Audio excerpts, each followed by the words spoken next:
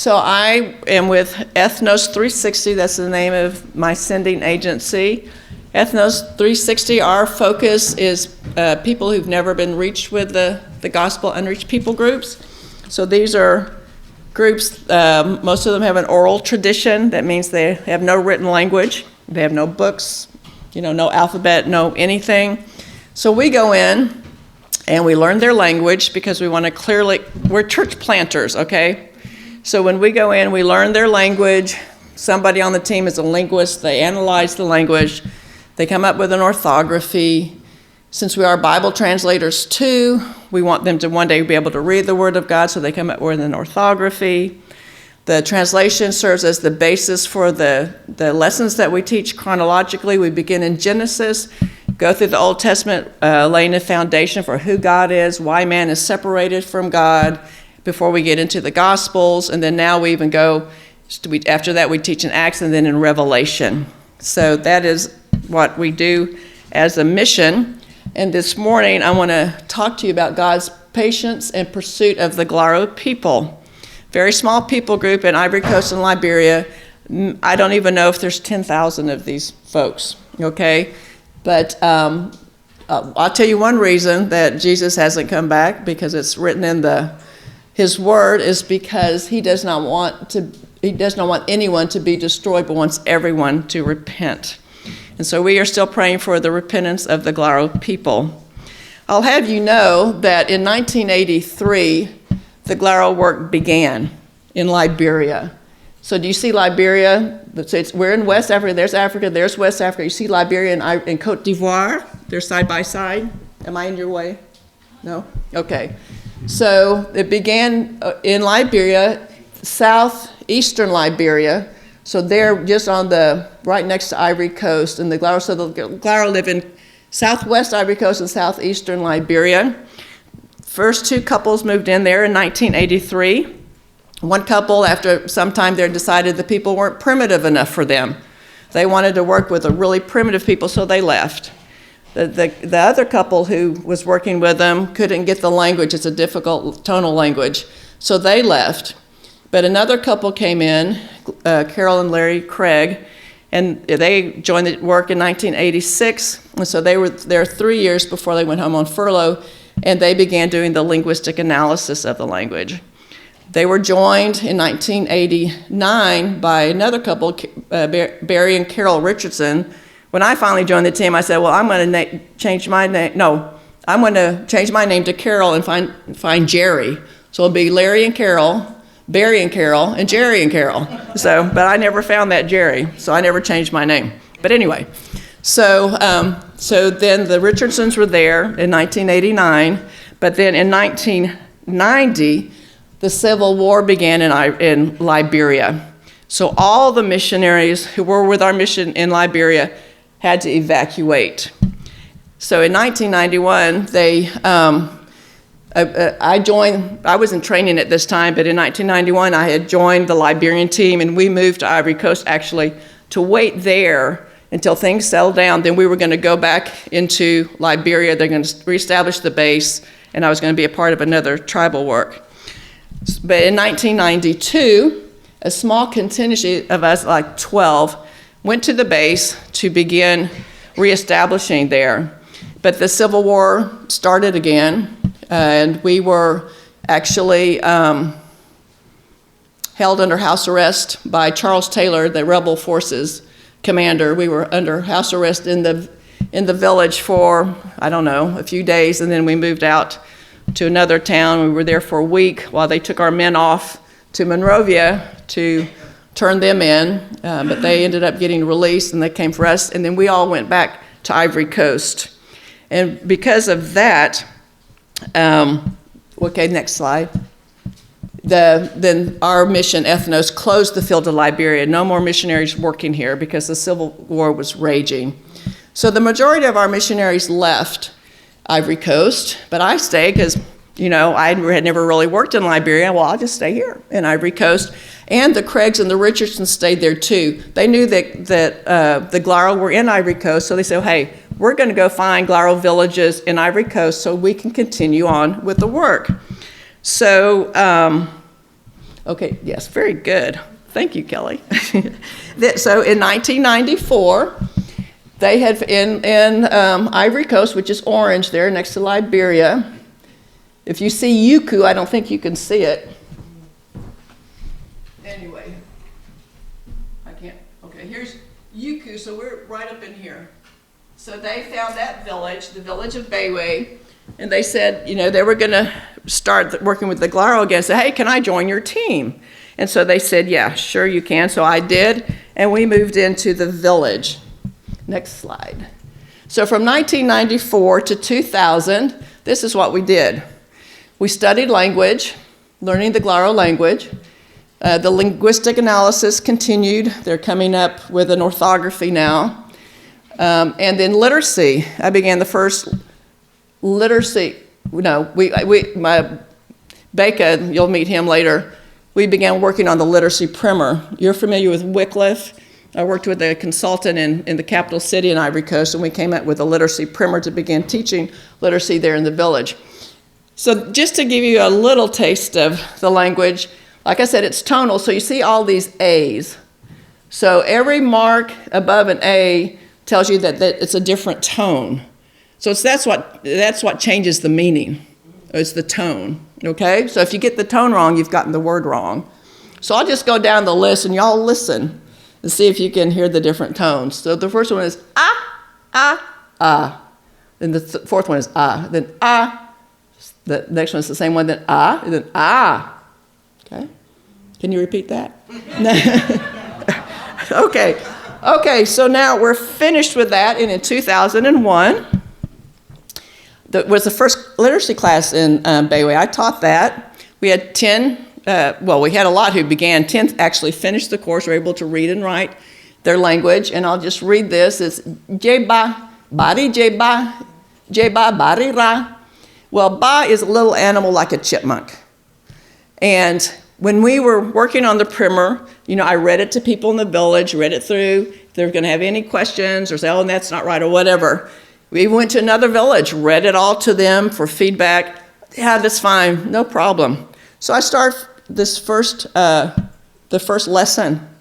The next day, the chief and all the elders walk by my office, and they say, what are you teaching? I said, excuse me? What are you teaching? You're not teaching Glaro. I said, we're not? They said, no. They said, Ba, that's not Glaro, that's another language. Well, it was. The Glaro had borrowed it, so they all knew what it meant. And so when we read it to them, they didn't care. It knew the meaning, but the chief and all the elders were just really upset about that. And through the whole, I think, 5.5 months that we taught 4 days a week, 4 evenings a week, that chief, every time the villagers would go back into the village, what are you learning that for? You're not going to make money for knowing how to read the language. You ought to stop that. So that was just constant. But we finished, and there were 10 who finished the course. So in 2002, we actually began literacy classes in the village. We had 3, I believe, all taught by students who had finished the course. And then my helper, or whatever, my right arm, Becca, had gone up to another village to begin teaching literacy classes. So we had decided that on October the 1st of 2002, my coworker Barry Richardson, he was at a point in the language where he could start translating the lessons, the chronological lessons, because that was where the church plant was going to be in Bayway. And I was going to begin translating on October the 1st, 2002. But what happened is that rebels started coming in from the north of the country and coming down. I don't remember what month it was, but the whole month of September, there was a lot of radio contact, and we didn't have cell phones at that time or anything. And on I guess September 29th, the mission said, okay, everybody in all of our works in Ivory Coast, you're coming to Abidjan. No questions asked, you're leaving your villages tomorrow. So we're thinking, this is a 3-day thing. We had something similar in the late 90s. We'll be back. So on October the 1st, instead of beginning translating and doing the lessons, we were all actually in Abidjan, the capital city. And after a week there, people started leaving, going back home, going back to the States, because we saw, this isn't gonna end soon. So in February, I asked permission to stay. in the capital city. I stayed at a friend's place. She left. She was a German missionary, and they called her home. And so there were like 4 of us who remained in the city, the capital, until February of 2003. And then things had really gotten tense in the capital city, and so we evacuated. In 2003 to 2004, we actually returned. I returned with 2 other couples living in the capital city. In 2004, the missionaries started returning. They went to the middle of the country. And in November, the things were still tense. The French were there in the middle of the country. The Air Force of Ivory Coast was there in that city. There are a few planes. They actually killed a French soldier, and that just ignited things. The French decided, well, we'll just take out their Air Force. So they bombed all those airplanes right there. So that caused our mission to say, okay, we're everybody out immediately. So we left again. Yeah, that's what the capital city looked like. They were there. They would hold wooden bats, and they were looking for French people. I was living on my own in this one area, and I took my dog out for a walk one day, and I turned the corner going back to the house, and there's these 3 young, well-built men that I'd never seen. I thought, oh, this doesn't look very good. And so I just smiled. I said, hi. I said, I'm American. And they said, George Bush, all right. And so we just had a really nice conversation. They let me go. But it was a really tense time. And so I ended up leaving again in November. We were evacuated. An Italian military cargo plane. It was surreal. It was really hot and humid, and the underneath that, the tail was down. And we walked in, and we sat in like web-like seats, like the soldiers sit in. And the air conditioning was coming in. It was like fog. And I thought, gosh, are they going to gas us? I thought, what is going on here? But anyway, they didn't. Okay, so in 2008, so we've had a lap now since 2004, now it's 2008. And I went back, the translation consultant from the mission and her husband decided that I needed to go back and start translating. So I did that. I went back on my own. My coworkers did not return. They never returned. So I'm living alone in the village. And I started translating. And this is chapter 37 from Genesis. I started with the story of Joseph. Because as a new translator, you start with narrative text because it's easy. Okay, it's nothing like the epistles. So that's where we started. And I'll read this for you. Okay, it said, Jacobo, wayuo, otroin. Ye Jacobo, kaba aseme, kena bloan, abu, ayi kena bloan jra, ayi bloa wan tio mue, do kena bloan, ko awa yuo se, ye awa yuo wo, o troin, ke amuio, troin wo, ti a you Josepho quasi puja mesa, ko a dwegulo. Okay. Wow, yeah. It's kind of neat, huh? Okay. So now in 2000, so I'm there in the village and I'm translating. In 2005 to 2007, I was at our training center teaching, and new missionaries, new wannabes. And I met a young couple there, and I said, hey, would you like to come and join me with the Glaro work? In 2009, they actually did. They began learning language. But leaders came, and we decided that the church plant would be back in Liberia, where it began in 1983. Okay, are you with me?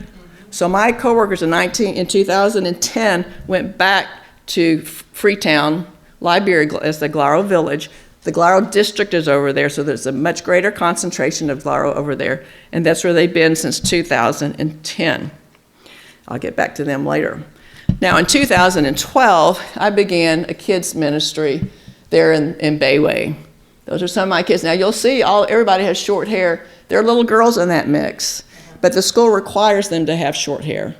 So if not, they would have it long and braided and looking really nice. But because of the school, we have an elementary school 1st through 6th grade in the village, and all these kids go to school. So I teach Sunday school. We teach probably 3 and 4-year-olds through 6th grade. Those are some of my girls. What's next? Oh, this was some of the older kids. I teach 5th and 6th grade boys. Becca, who you'll see later, teaches 3rd and 4th graders, and his nephew helps with the young ones, the 1st through 2nd graders. So these are some of the older boys. It was Ivory Coast Independence Day that Sunday. So they drew pictures of the Ivory Coast flag and then the Christian flag. They love to draw, and usually after Sunday school, they hang around for about an hour or so, and they just play games around my house. Next slide, kids camp. We've had kids camp for 3 years, these last 4 years. Had a group come from the States. We did kids camp for a week for just our kids. And then this is the most recent. This was 2 years ago. The pastor in the middle, the first slide, okay, let me slow down. We invited all the other churches in the village. There's 3 other evangelical churches, so to speak. And so we invited them.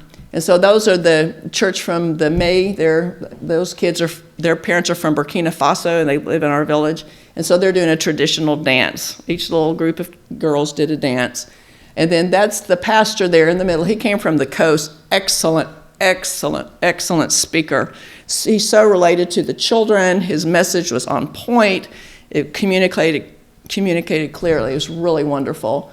And then we had after this we had an obstacle course to begin with, and then after this we did relay races and just different kind of competition against them. And the best one was we can buy baguettes in the village. They're really heavy. They're made there with big stone ovens. And we have a sauce. It's from palm nut, so it's real red and greasy. So we chose a little boy and girl from each of the different churches and had them sit across from each other blindfolded. So we gave the girl the bread in a bowl of palm butter, and the little boy, she had to feed the little boy. And so the first one to finish eating, that team won. So of course the boys, it was just hilarious. And the boys were just covered in this red sauce all over their face. I loved it. It was so much fun. But anyway, so that was kids camp. We were going to do another kids camp last year. After this one, the CMA church and the May church came to me and said, hey, we want to do this again. I said, great. I said, I'll help you. I did all this stuff. I financed this one. But I said, okay, it's great. I'll help you all. But let's work together so we can do it in a way that doesn't cost anything or very, very little, so that we can do this, I'm leaving one day, so that you all can continue this. And then one day, let's work to such a point that we can do something village-wide, because we've got a bazillion children in the village, not just our kids, but let's think about an outreach.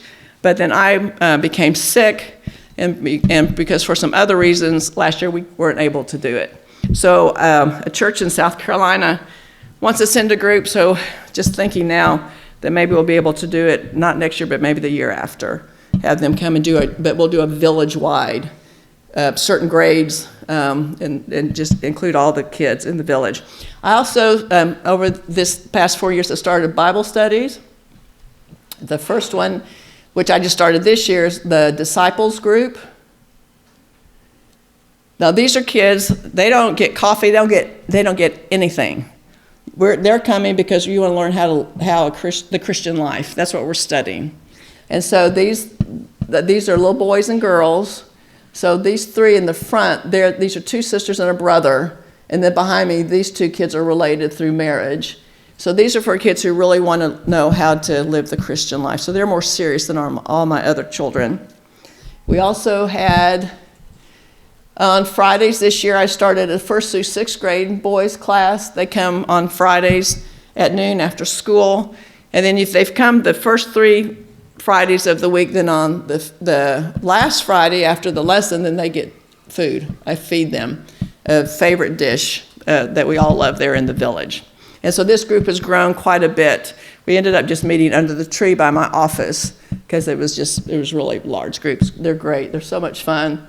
And then next I have little girls, 5th and 6th grade girls. This is offered to any little girl. So we had a mixed group. We had some Muslim girls in there, and some ballet girls in there, and we had Glaro girls in there. So this was I love this. Every Wednesday, the kids go to school till noon on Wednesdays, and so they'd come over to my house, and we'd sit around. And this year, Okay, yeah, we were studying women of the Bible.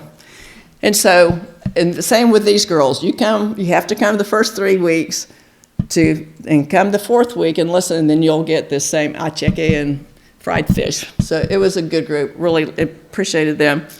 And then every summer, our kids, when they're after 6th grade, if they graduate, they have to really go off to school, like 2 hours away, 4 hours away, 6 hours away. They have to live with a family that they don't know and go to school. Now, we do have, that's changed in the last couple of years, but the majority of our kids do leave for the summer. For the school year. So in the summer when they come back, then I've had a Bible study on Friday mornings for them. And so this is some of those children, guys and girls. We had one little Muslim guy who's new, he's Bali, with us this year, which is great. We have coffee and bread first, then we sit down for our study. We were studying, going through the Old Testament, what Old Testament scriptures were pointing us toward Christ. So we did the Old Testament, then we went to the New Testament to show where you see how this is fulfilled. So it was a great study. Now this is just fun. Last year the kids said, hey, we want to do Christmas dinner at your house. I said, great. So these are my older kids who go off to school, so they were home for Christmas break. So these are the pots. In the large pot, they're color coordinated, is rice. In the smaller pot is the sauce. They eat sauce and rice or sauce and something every day, okay? So we did that, and we set the tables outside, and it was just a lot of fun. Also, what I started years and years ago is a New Year's trip, a river trip. And so on January the 1st of every year, I take the older children, and we take a picnic. It's that bread again, and we put in spaghetti, no meat, just spaghetti with spices and tomato sauce, and that's their sandwich, and cold drinks and cookies. So we play on the rocks and swim in a little swimming hole and just spend the day there, and it's a wonderful time. I also go there other times of years with the younger ones, because this is when it's dry season, the river's low, and they're not going to drown. So and so they're learning how to work together, how to cross the rocks, how to be vigilant, and the Lord has really protected us. It's a 30-minute walk there. We have to walk through cocoa plantations, and there's scorpions, and there's tarantulas, and there's snakes, and we've never seen anything. We go there just for years and years. It's great. The children love this, and I'm sorry I won't be there this year, but hopefully in March it will still be dry enough to do it. Bonfires, we started this years ago.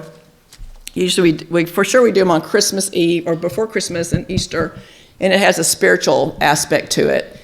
The kids like it. They come and they sing, and then we talk about Christ.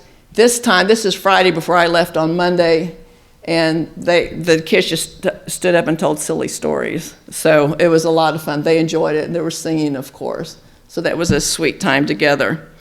Now I want to go back to Liberia 2024 this year, where the work began in 1983. This year in February, my coworkers are now 2 couples there, began teaching the evangelical lessons. They began in Genesis, and in November they taught in the Gospels, and then right now they're in Revelation. They're ending up that teaching. Okay, that's in Liberia, and I'll get back to this. Translation. So Becca, right there next to me, we've worked together for 30 years. He was my language helper when I was learning language, helped me with the literacy. He's taught literacy. We're teaching Sunday school together, and we've been working on translation since 2008. He's, without him, translation couldn't take place. And above are some villagers from my village and from Liberia. This was a consultant check. We were checking 5 books. This was the last check before they can be approved for printing. And then in the bottom are my consultants. Denny on the right, on the left is a really good friend. We were to have a consultant check this week on this year of the book of Matthew, but she came down with cancer. So she's been in the States being treated for cancer. Okay, next slide. Okay, now this is what I really want to share with y'all. Okay, so they've been teaching the chronological lessons. Our church plant is there in Freetown in Liberia. And this guy, Isaac, right up here, okay, he's helped me, like he retold Exodus 1 through 5 for me. That's one of the steps in translation. And as you see, he's there. He's been at a couple of consultant checks. He's helped my coworkers with different aspects of the work over there. He's an animist, meaning that's just the country ways, the society ways. He really wasn't ever interested in God or church or anything like that. So, but he came and he listened to all the lessons. In fact, they taught actually in the animistic area of the village. And he came. There was this core group of 20 to 30 people who came week after week after week and listened. Well, in November, the teaching was on Christ and his death. And after Isaac heard that, he told my coworker, he said, I am the thief on that tree. So he's understanding now why Christ died, that he had died for him. So soon after that, Isaac became sick. And he was so sick he was bedridden. And Aaron would go over there every day and visit him. And so I don't know what day it was in November, it was on a Monday, Aaron sent out an email. He said, I've talked to Isaac at length, and he understands. He's placed his faith in Christ as Savior. And on Wednesday morning of that week, he died. And I'm like, man, God, I can't believe it. 41 years he's been in that village all his life. The work began 41 years ago. He's saved, and you've taken him home. I mean, I just can't believe it. Like some of these songs we sang this morning, I was thinking, Hosanna, I'm thinking, Isaac is there. Just amazing. And if you are, especially in Liberia, it's very, very simple. There's no electricity, where there isn't in our village either, or running water. But, he lived in a mud house his whole life. Floors mud, walls are covered with mud and smoothed down, maybe had a bench to sit on. Everything's real simple. The village, they scrape up all the grass around the house, so everything's just dirt.